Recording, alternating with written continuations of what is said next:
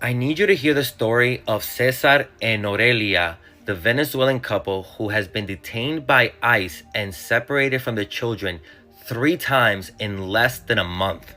Cesar, his wife, and their children left Venezuela because Cesar was part of the National Guard and he refused to detain people who oppose the Nicolas Maduro regime. The whole family crossed the border and Border Patrol gave them permission to stay. They applied for TPS, got social security numbers, and work permits.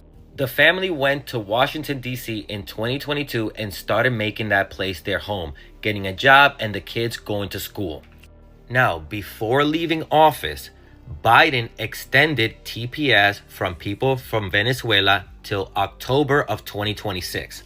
But Trump took that away. So their TPS was due to expire in April. But they were also applying for asylum. Well, weeks before their status was supposed to expire, Border Patrol agents came to their home, handcuffed them, and detained them. They were detained for 3 days. This all happened in front of their children while they were crying, saying, "Let go of my dad." The judge who overheard the case said that this was the first time he has seen a case like this, that somebody was being charged after being told they could stay, granted TPS, being charged with crossing without authorization. And what's even worse is that the lawyer representing the U.S. government did not realize, was unaware that the couple had temporary protective status. They were released. However, the judge gave them an order to appear in El Paso, Texas within 30 days of their release. This becomes very important, so stay with me. Now, after the couple was released, a CBP official, Hilton Beckman, said that the agency was interested in the couple because, without any evidence, they alleged that the couple had ties to Tren de Aragua. This official said that the same day that Donald Trump tried to use the Alien Enemies Act. So you're following me so far? The couple was taken in for the crime of crossing without authorization, and then with Trump, initiates the Alien Enemies Act saying that Tren de Aragua should be swiftly deported. That's when an official says, "Oh, by the way, they're Tren de Aragua."